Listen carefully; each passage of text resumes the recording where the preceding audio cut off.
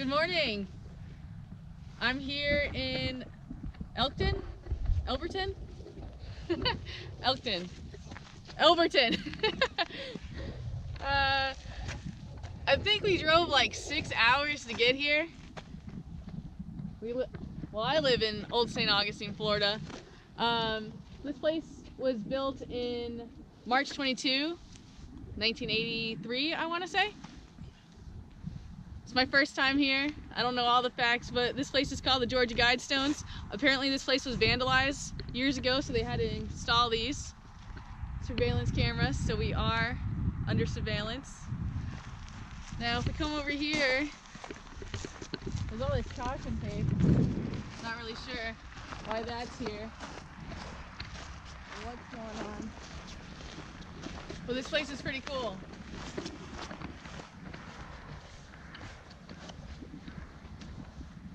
So essentially these are supposed to be guidelines of humanity, and it's done in 8 different languages.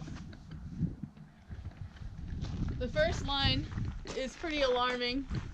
It says, maintain humanity under 500 million in perpetual balance with nature.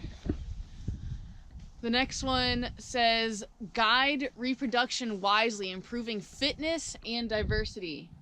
Unite humanity with a living language. Rule passion, faith, tradition, and all things with tempered reason. Protect people and nations with fair laws and just courts. Let all nations rule internally, resolving external disputes in a world court. Avoid petty laws and useless officials. Balance personal rights with social duties. Prize truth, beauty, love. Seeking harmony with the infinite, and be not a cancer of the earth. Leave room for nature. Leave room for nature. And it's pretty fascinating. If you turn around here, look, it's done in another language. And then something else unique I just noticed. There's some sort of almost hieroglyphic type stuff at the tippy top there. Some sort of symbolism. And now we can come around over here.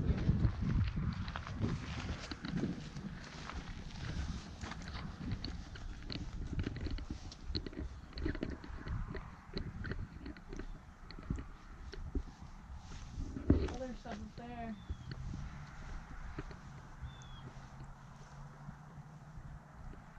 Pretty fascinating.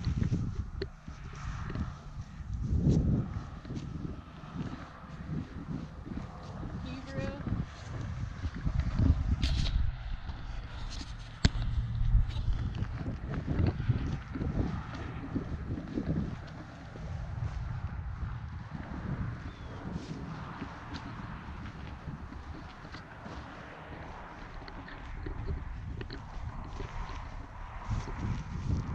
I believe it's granite, and it's the granite capital of the world.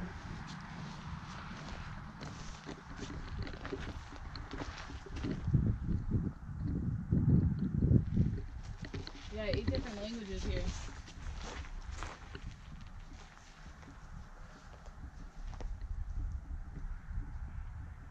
The main question people are asking is, what of the 500 million?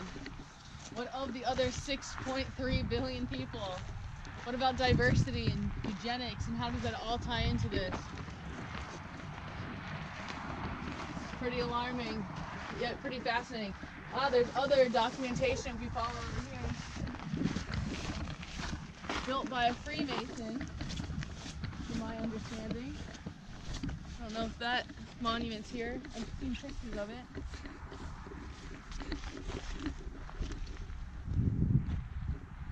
So it says the story of the Georgia Guidestones began in June 1979, where a stranger identified as Mr. Christian, later R.C. Christian, visited Joe H.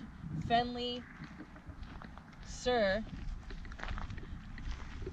president of Elberton Granite Finishing Company Incorporated, and indicated that he represented a group of loyal Americans living outside the state of Georgia who wanted to build a monument focused on the theme of conservation. Mr. Christian, who had assumed his pseudonym. It's an unusual word. Pseudonym? Yeah. Because he was a Christian named Wyatt C. Martin, president of the Granite City Bank, as intermediary to hold funds in escrow for the project, explaining that the Guidestones group, which was wished to remain anonymous forever, had selected Georgia because of its excellent granite, mild climate, and the heritage of its great-grandmother as a native Georgian. Christian agreed to Martin's request to locate the monument in Elbert County if there were a suitable remote site for it, which they found on a hillside, that it is the highest point in Elbert County. On the farm of Mildred and Wayne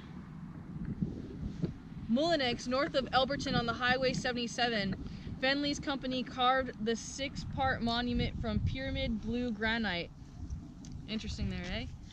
The Georgia Guidestones consist of 4 granite megaliths set in a paddle wheel arrangement around the central stone, which is surmounted by a flat capstone measuring 19 1/4 feet in height at the highest peak. The stone group measures 17 1/3 feet in width, and its diameter is 65 feet. The overall weight of the 951 cubic feet of granite used is 237,746 pounds. A ground marker west of the Guidestones provides additional data and covers a buried time capsule. That's what I want to find. Each of the 4 sides of the capstone features the statement of cautionary guidance to humankind, translated into Babylonian, cuneiform, classical Greek, Sanskrit, and Egyptian hieroglyphics, to let these be the guidestones to reason. Below the guidelines are carved into the 8 faces of the 4 outer stones in English, Spanish, Swahili, Hindi, Hebrew, Arabic, Chinese, and Russian. In English, the guidelines specify the following. It's all the same things we have just listed before. It says, in addition to these conservation messages, the monument displays a number of astronomical features. The Georgia Guidestones Monument, which is owned by Elbert County, was dedicated March 22, 1980, and since has remained a source of mystery and intrigue to its numerous visitors and those who learn from afar. I want to find that other document. I'm telling you, it's a Freemason piece.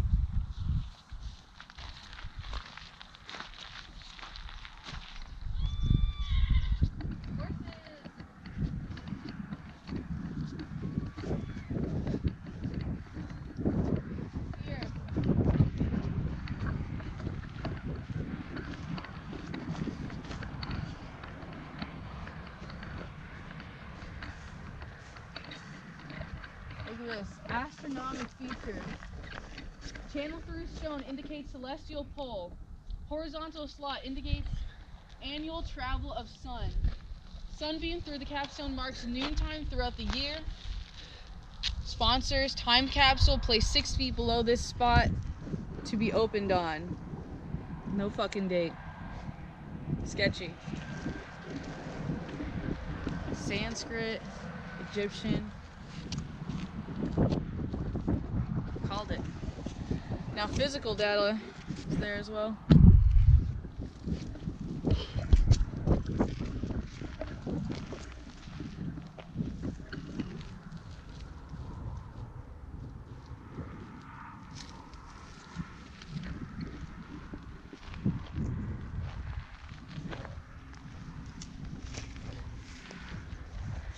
I want to say there used to be an additional piece of information, because there was a plaque I had seen photographs of that showed Masonic symbolism, but I'm not seeing it right now.